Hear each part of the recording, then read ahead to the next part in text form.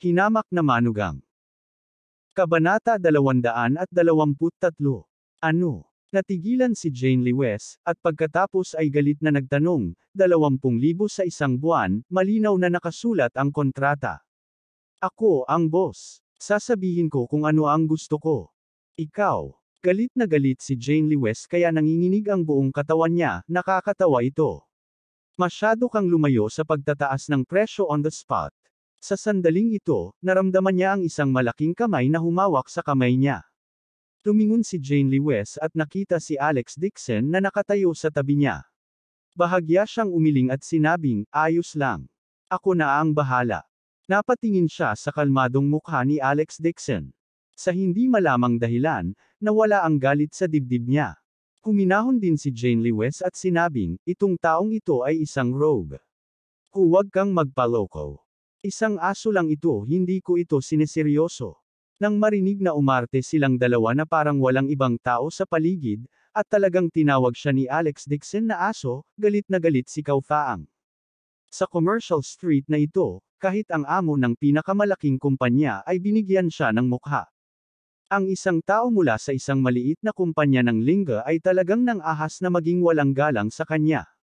Ngayon, hindi lang niya gustong pilitin si Alex Dixon, gusto rin niyang iba ng kumpanyang ito. Maliban kung ang karumal-dumal na kumpanyang ito ay gamulong sa kanayunan, kung hindi, imposibleng umupa ng kalahating piraso ng lupa sa mataong lungsod ng Jinling.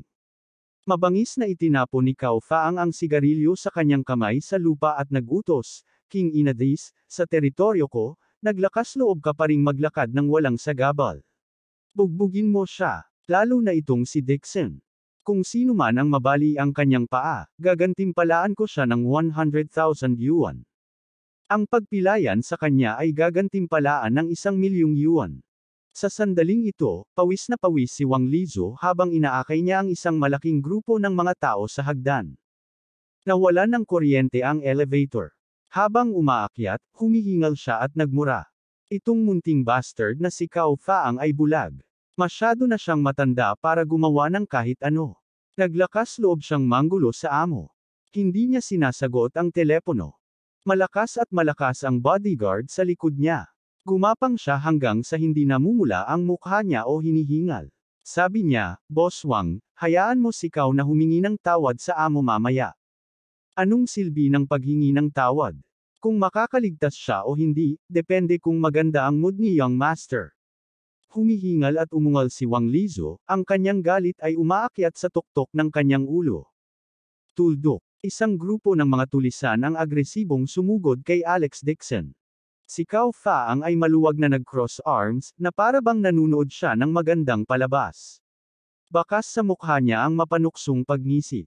Siya ay may kalamangan sa mga numero, ngunit ang batang ito ay may kalmado pa ring ekspresyon, nang walang anumang takot. Hindi siya susuko hanggang makarating siya sa Yellow River. Pupunta laban sa kanya. Siguradong nasunog ang utak ng batang ito. Ang payat na lalaki ay mabangis na sumigaw kay Alex Dixon, duwag, tingnan natin kung maglakas loob ka pa ring maging mayabang. Bang! Bumukas ang pinto ng seguridad sa hagdanan. Isang figure ang sumugod. Sa likuran niya, mahigit 10 bodyguard na nakaitim ang nakapila sa dalawang hanay. Saglit na naging solemn na ang kapaligiran, na parang naging mas malamig ang hangin. Ang figurang biglang pumasok ay hindi naglakas loob na kumilos ang mga bodyguard at tumingin sa ibabaw. Nilaingan ni Kao Faang ang kanyang ulo upang tumingin at biglang natigilan. Mabilis siyang naglakad na may ngiti sa labi. Boss Wang, ano ang nagdala sa iyo dito? Pawis na pawis si Wang Lizu. Napahawak siya sa dingding at napabuga ng hangin. Hingal na hingal siya at sinabing, Kao Faang. Ikaw.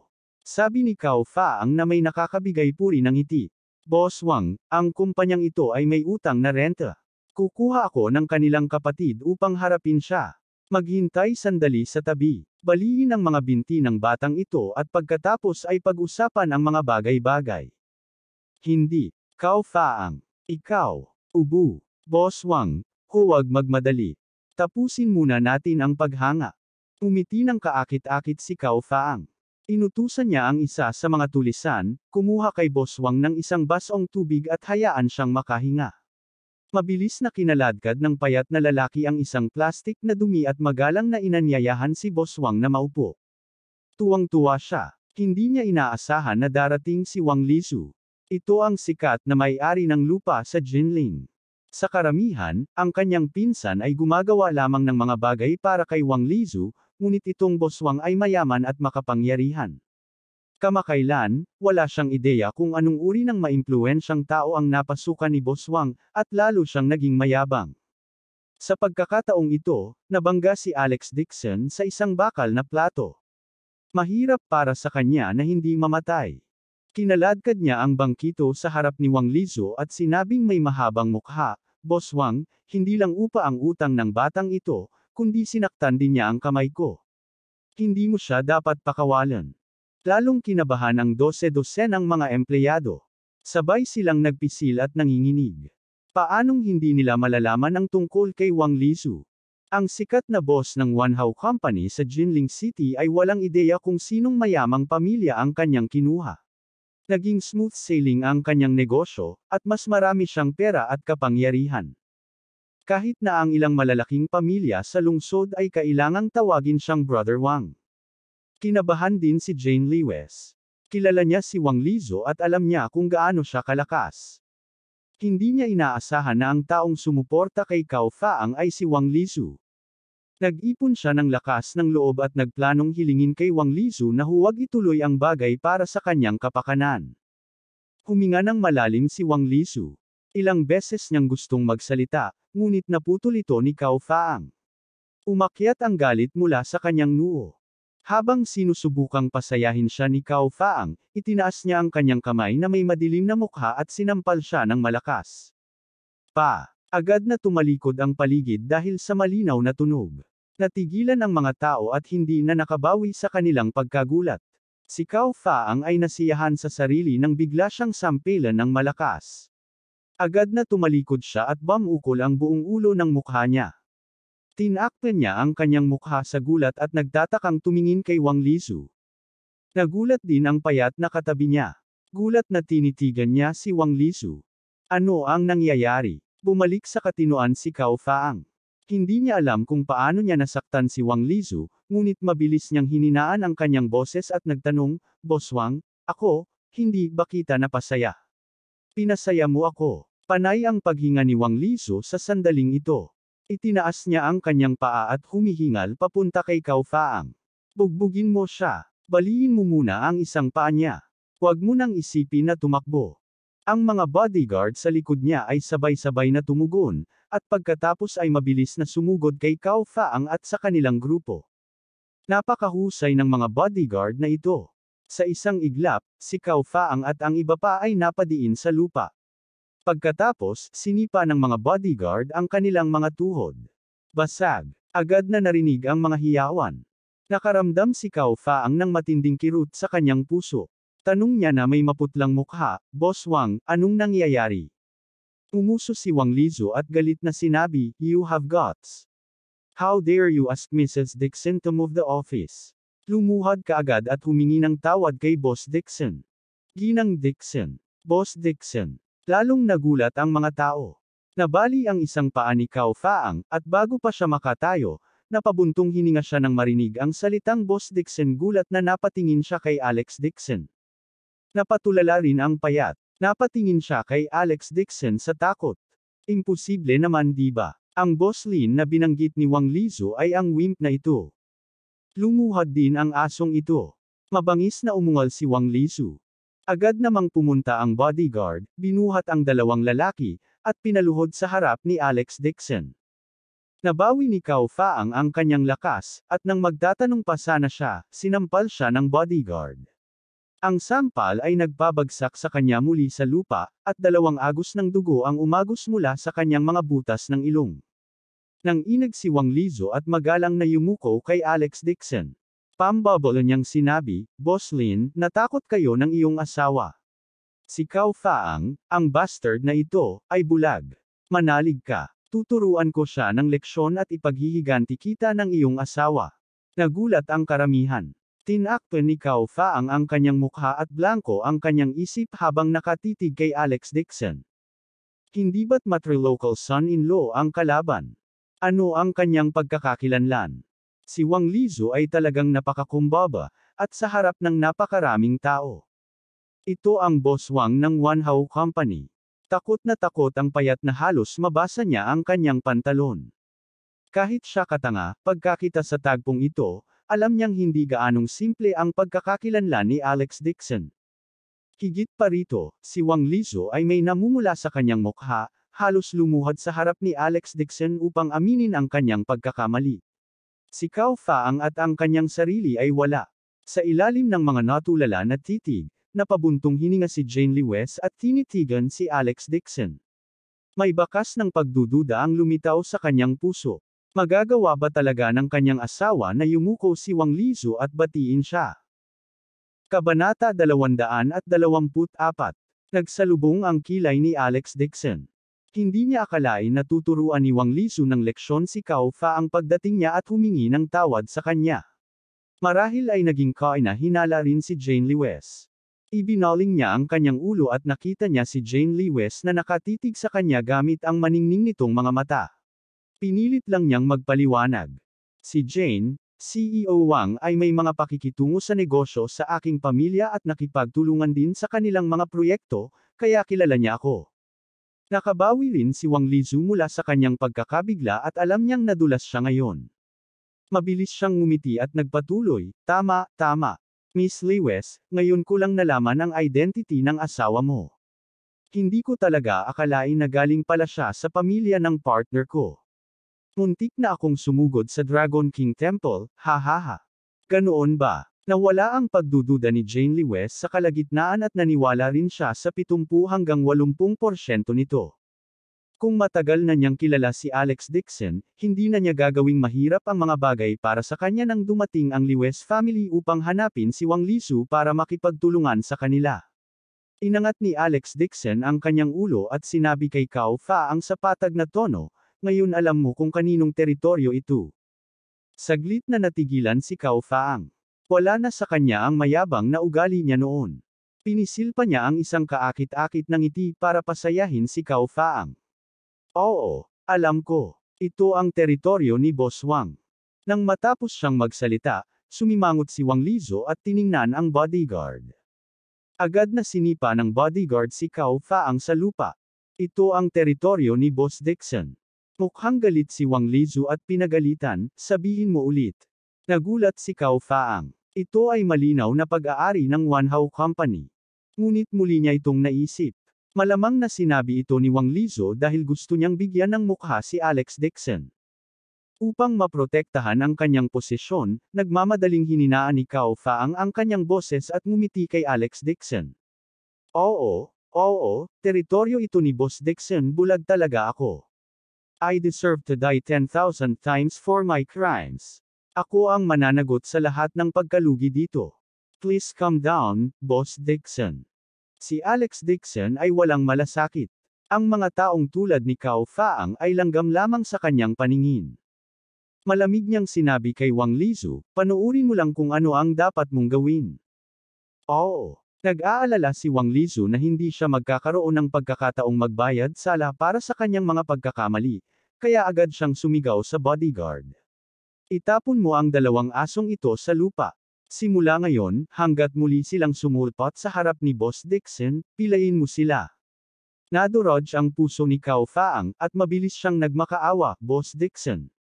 Pinsan ko ang humiling sa akin na sumama. Kung alam ko lang na umuupa ka ng opisina dito, o diba, dito ka na lang magtrabaho.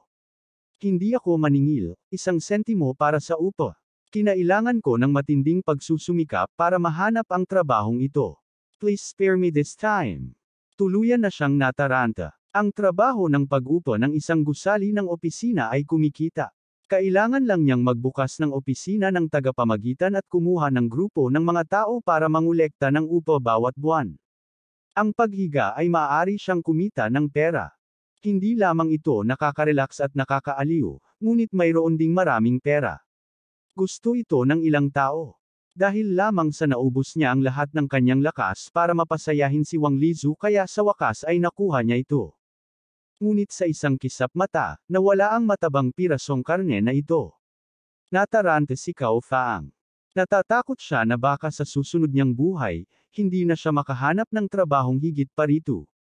Malamig nang umuso si Wang Lizu, Cao Faang, nililigawan mo si kamatayan. Hindi mo masisisi ang iba, masisisi mo lang ang sarili mo sa pagiging bulag mo. Kunin mo ang iyong alipin at mawala ka. Nagpakita rin si Alex Dixon ng isang mapanuksong ekspresyon, isang mahinang ngiti sa kanyang mukha.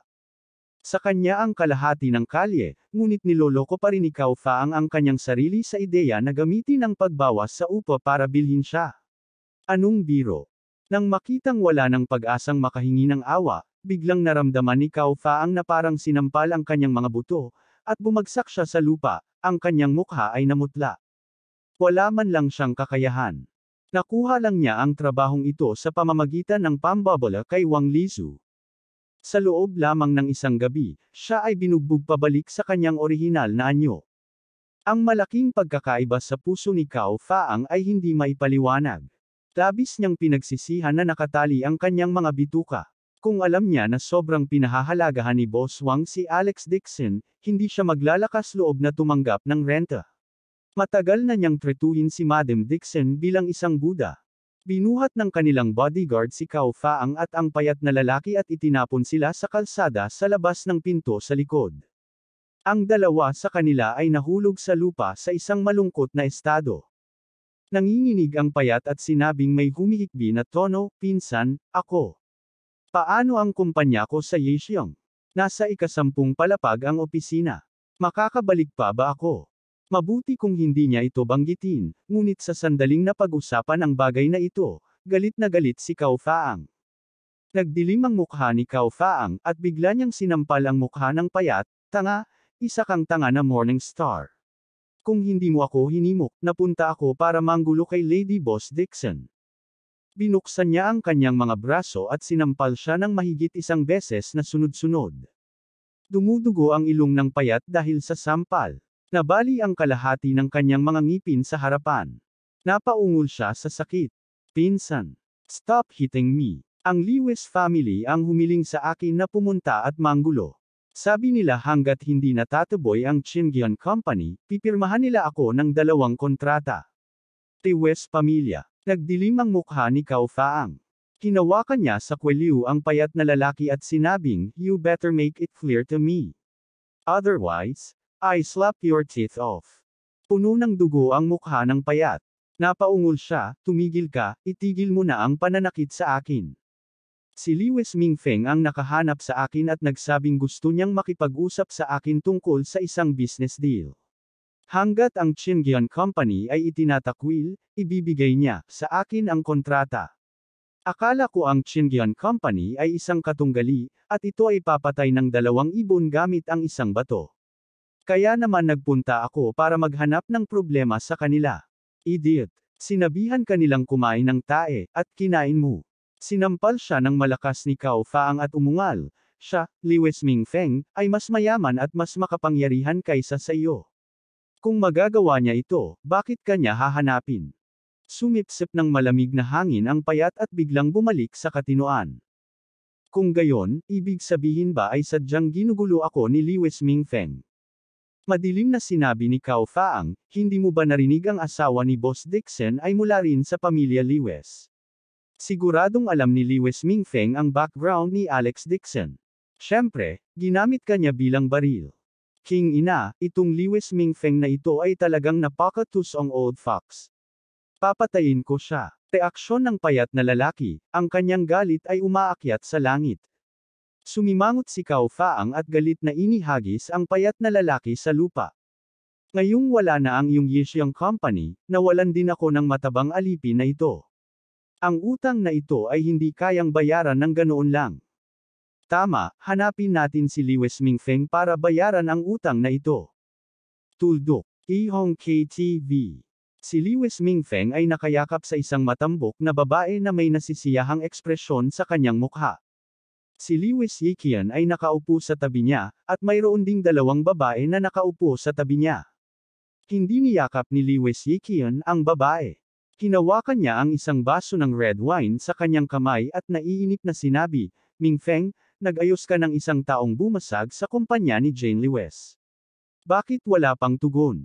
Nakahanap na ako ng master. Kung ang iyong panig ay T-work, tatawagan ko ang master. Hinawakan ni Lewes Mingfeng ang katawan ng babae at walang pakialam na sinasabi, "Pinsan, huminahon ka. Ang hinahanap ko ay ang may-ari ng gusali ng opisina. Ang kalahati ng kalye ay pag-aari niya. Madaling makitungo sa isang maliit, sirang kumpanya." Kumunat ang noo ni Lewes Ikian. Hindi ganoon kadaling pakitunguhan si Alex Dixon. Pinisil niya ang posisyon ko bilang pinuno ng Merchant Union sa Haicheng. Ngayon siya na ang pinuno. Hahaha pinsan, takot ka pa rin ba sa kanya? Tumawa si Lewes Mingfeng at umiling. Si itong Alex Dixon ay isang wimp. Dati siyang manloloko. Ang maganda lang sa kanya ay ang bibig niya. Huwag kang mag-alala. Habang lumilipas ang panahon, makikita ng iilang guild leaders ng Haicheng na iyon ang tunay niyang kulay. Kapag dumating na ang oras darating, tiyak na babalik sila at makiusap sa iyo na maging pinuno ng alyansa. Ang kulit. Nag-alinlangan si Lewes Ikian. Matapos siyang paalisin sa Nanguang Merchant Union, pumunta siya sa Jinling upang hanapin si Lewes Mingfeng. Matapos magtanong-tanong, nalaman niyang manugang si Alex Dixon ng pamilya Lewes. Agad siyang nagalit. Gayunpaman, patuloy na ipinangako ni Lewes Mingfeng na si Alex Dixon ay isang walang kwentang tao na marunong lamang magsalita. Hindi lang niya pinaikot-ikot ang iilang mayayamang tao sa Jinling, nalinlang din niya ang iilang pinuno ng Haicheng, kaya naman pinili nila siya bilang pinuno nila. Kabanata 225. Bagamat sinabi ni Lewes Mingfeng, may bakas pa rin ng hinala si Lewes Ikian. Ang ilang mga presidente ng Merchant Union ay pawang matatalinong tao.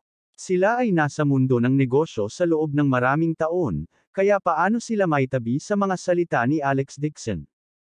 Gayunpaman, gumawa si Lewes Mingfeng ng isang taimtim na panata at dinala pa siya sa pamilya Dixon upang silipin. Nakita niyang bumalik si Alex Dixon para bumili ng mga grocery. Tinuro siya ng biyenan niya at pinagalitan siya ng 10 minuto, pero hindi man lang siya naglakas loob na gumawa ng ingay. Nang makita ang eksenang ito, pansamantalang naniwala si Lewes Ikian na talagang baldado si Alex Dixon. Kung hindi, paano siya magalit ng isang matandang babae hanggang sa hindi niya maiangat ang ulo? Kaya naman, ipinaliwanag din niya ang dahilan ng kanyang pagbisita.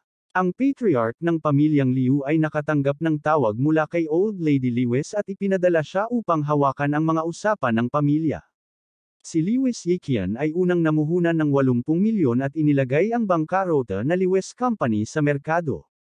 Kasabay nito, nakuha niya ang karamihan ng mga pagbabahagi at inuri ito bilang kanyang sariling negosyo. Walang pagpipilian si Lewes Mingfeng kundi talikuran ang kumpanya at kunin ang pagkakataong makalapit kay Lewes Ikian, na isang malaking puno. Matapos malaman na iniwan ni Jane Lewes ang pamilya at nagsimula ng isang construction company, agad na ipinahayag ni Lewes Ikian na gusto niya itong sirain. Kung hindi, hindi siya matatakot at hindi makikinig sa utos ng pamilya. Natagpuan ni Lewes Mingfeng ang kaaway ng Qingyan Company, si Yixiang. Kapalit ng kontrata ng Lewes Company, hiniling niya sa kanya ang kumpanya ni Jane Lewes. Nagtanong-tanong siya at nalaman na ang pinsan ni Yixiang ang nagkataong may-ari ng gusali ng opisina, kaya mas gumaan ang pakiramdam niya. Hindi kailanman naisip ni Lewes Mingfeng na ang bagay na ito ay hindi magtatagumpay. Kumpiyansa siyang ngumiti at sinabing, "Pinsan, bayaran mo ito. Makakaasa ka na tutulong ako." Siguradong darating si Jane Lewes, ang kaawa-awang babaeng iyon, na umiiyak sa loob ng ilang araw. Kailangan nating bumalik sa pamilya. Pagkatapos niyang magsalita ay itinaas niya ang kanyang wine glass at ngumiti. "Tonight is to welcome my cousin and also to celebrate. Halika, tagay." Itinaas din ni Lewes Ikian ang kanyang tasa. Ang galit na pinipigilan niya sa kanyang puso sa wakas ay medyo nawala. Isang inutil na tao ang talagang humimok sa iilang presidente na itulak siya palabas ng Merchant Union. Ang utang na ito, maaari siyang manatili sa Jinling at bayaran ito ng maayos. Kailangan niyang sirain ang pamilya ni Dixon. Unang hakbang pa lang ang pagsira sa kumpanya ni Jane Lewes. Sa sandaling ito, 2 beses kumatok ang pinto ng KTV at itinulak ito. Pumasok ang payat na lalaki na may plaster cast sa binti. Sa likod niya ay si Cao Faang, naputol din ang paa. Tumangala si Liwes Mingfeng at agad nang umiti habang pinupulot ang isang bote ng alak at iniabot ito. Naging mahirap sa'yo. Sinira mo ba ang kumpanya? Itong paa mo. Nabasag na. Nadurog na. Walang ekspresyon at tinitigan siya ng payat at sinabing, bayani. Isang malaking bato sa puso ni Liwes Mingfeng ang nahulog sa lupa. Tumingon siya at ngumiti kay Liwes Yiqian. Pinsan, ngayon naniniwala ka na si Alex Dixon ay isang wimp, tama. Umuso si Liwes Yiqian na may pang-aalipusta. Puno ng galit ang mukha niya. I didn't expect na magiging loser siya. Babalik ako sa Haicheng bukas at ilalantad ang tunay na kulay ng pandaraya sa iilang presidente ng Merchant Union. Sinabi ng payat na lalaki, President Liwes, natatakot ako na hindi ka na makakabalik bukas. Kumunot ang noo ni Liwes Yiqian. Anong ibig mong sabihin?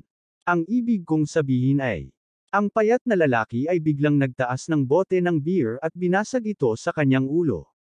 Ibig sabihin gusto kong i-settle ang score na ito sa iyo. Bang! Nabasag ang bote ng beer. Dumudugo ang noo ni Liwes Yiqian. Napasubsob siya sa sofa, puno ng takot ang mga mata.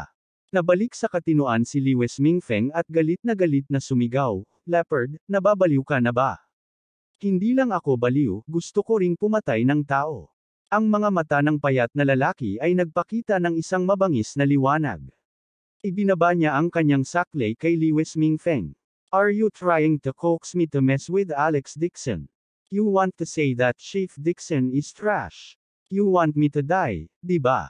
Dumilim ang mukha ni Cao Faang habang malamig na sumigaw, ano ang silbi ng pakikipag-usap sa kanya? Lumaban ka. Isang suntok ang natanggap sa kanang pisngi ni Liwes Mingfeng at hindi matiis ang sakit. Tumangala siya at nakita niya ang mahigit 12 ng mga thug na naglalakad palabas mula sa likuran ni Cao Faang.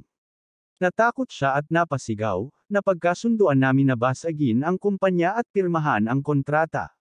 Nasa lamesa ang kontrata. Kunin muna. Kontrata. Napangiti ang payat na lalaki. Hinawakan niya ang kwelyo ni Liwes Mingfeng at sinabing, dahil sa iyo, nabali ang pa ako. Wala na ang kumpanya. Naglakas loob ka pa ring banggitin sa akin ang kontrata. Natakot si Liwes Mingfeng at nagtanong, ang kumpanya. Hindi ba sinabi mo na sinira mo ito? Siyempre nawasak. Ang payat na lalaki ay ngumisi ng masama. Ang iyong Liwes Company ay dinurog ko ngayon. Kay Liwes. Natigilan sandali si Liwes Mingfeng at umungol ng galit. Sinabi ko sa iyo na durugon ang Qingyan Company.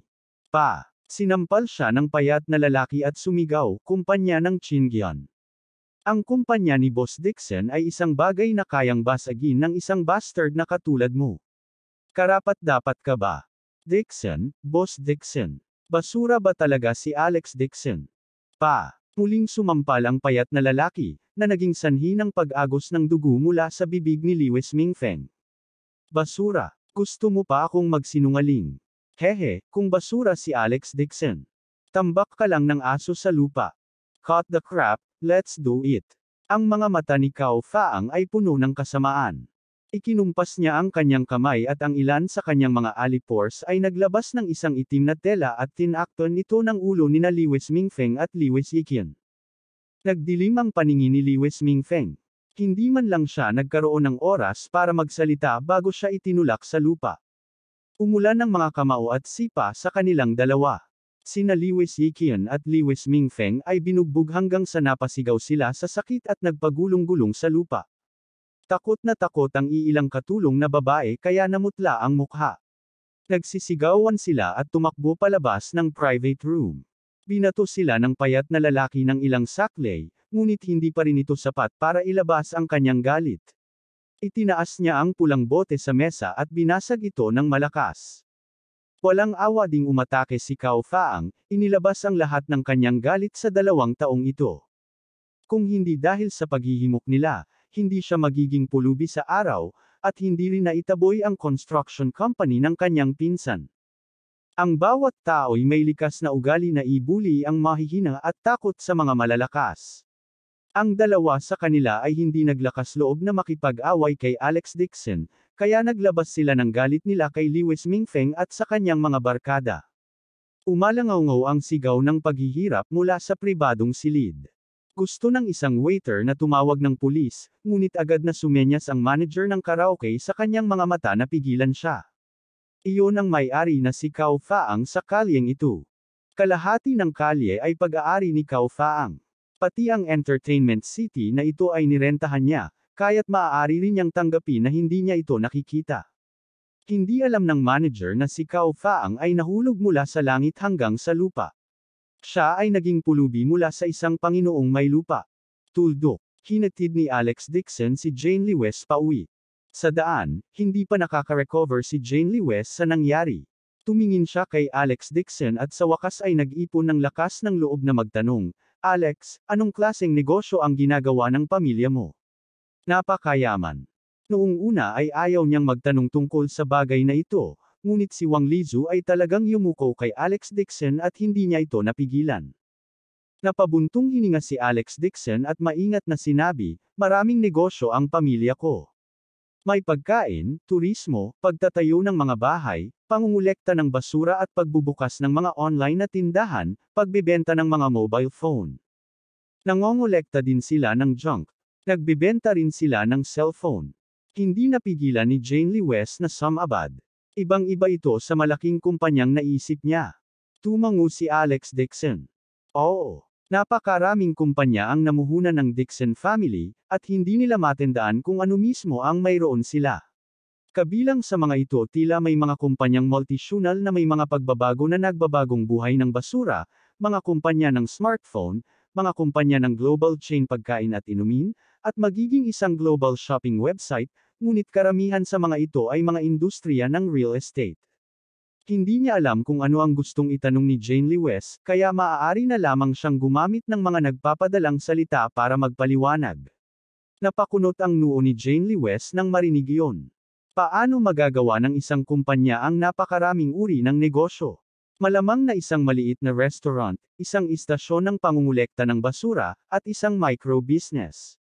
Akala niya ay napakalaki ng negosyo ng pamilya ni Alex Dixon, pero hindi niya inaasahan na magiging ganito.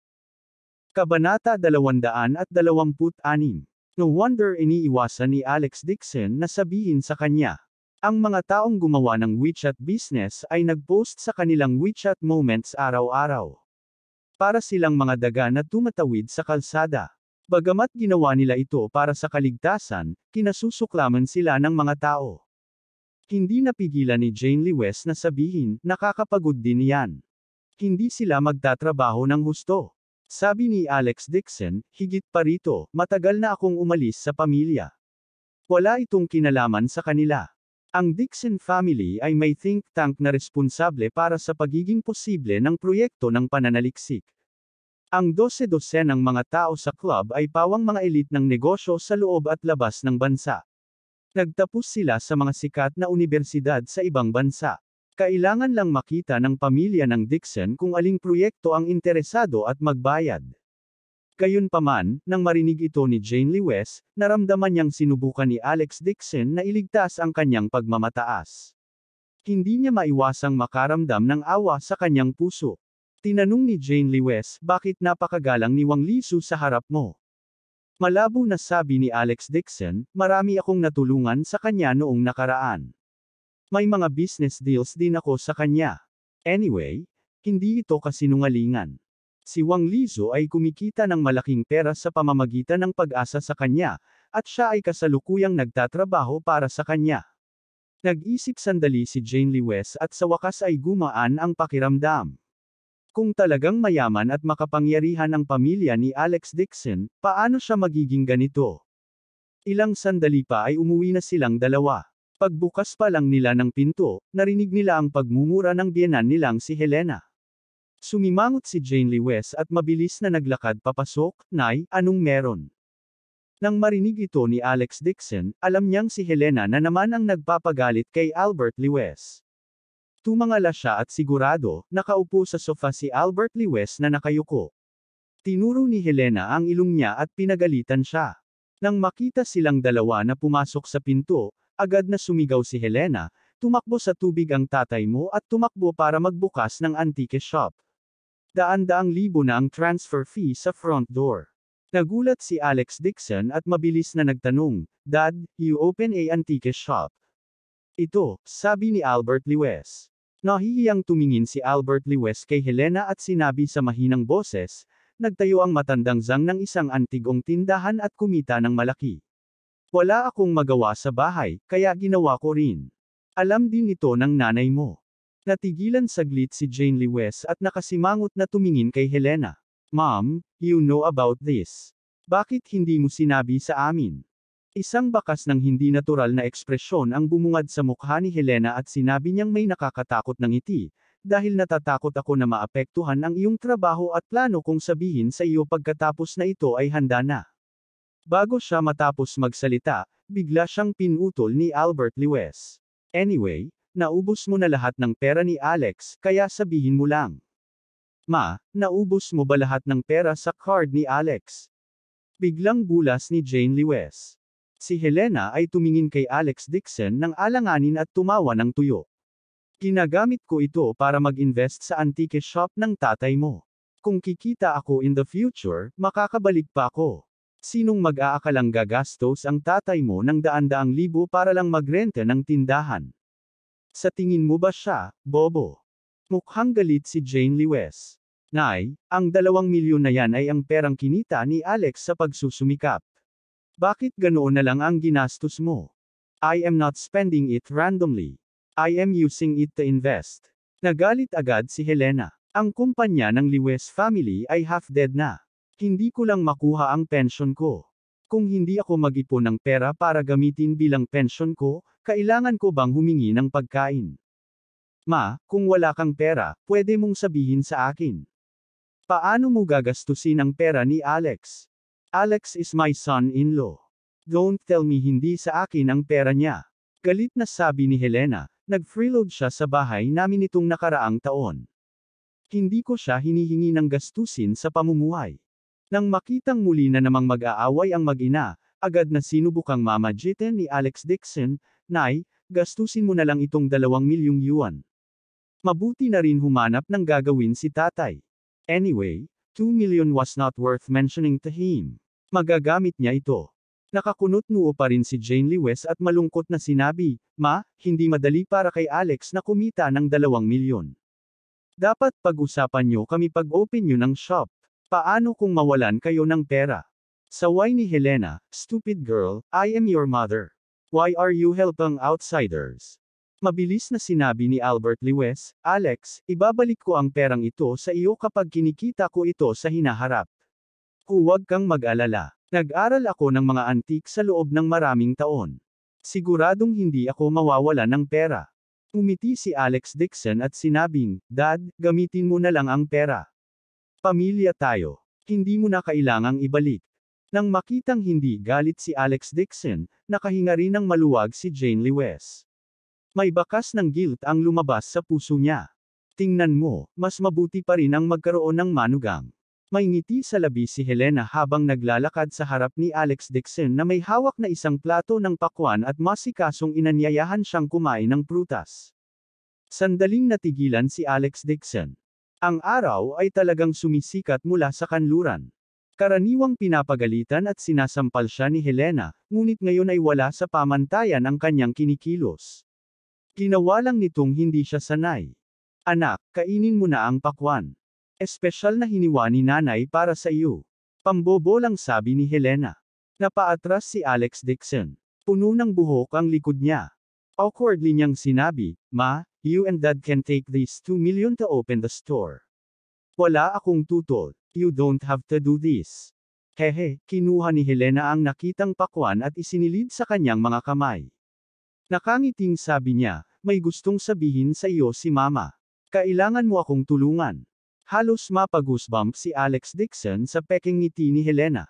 Mabilis niyang sinabi, "Ma, kung may sasabihin ka, sabihin mo lang.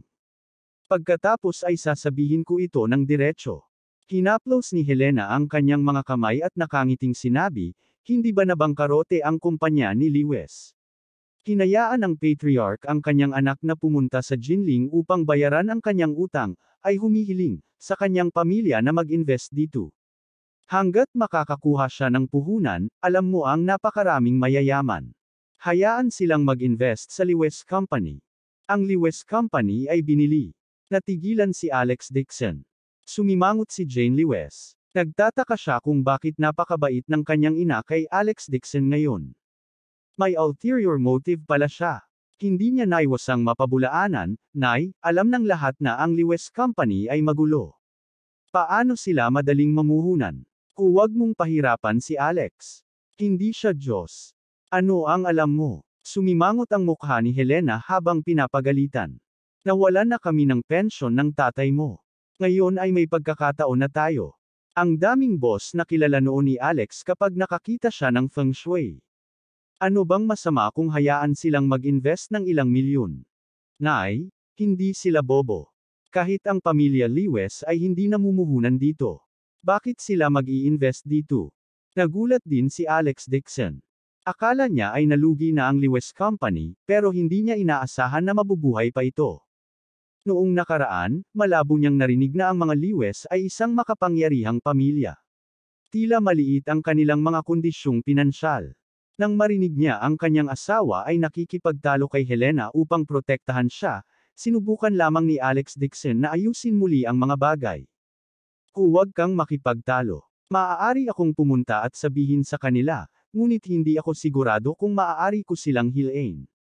Agad na sumimangot sa tuwa ni Helena, good son-in-law, just say one sentence.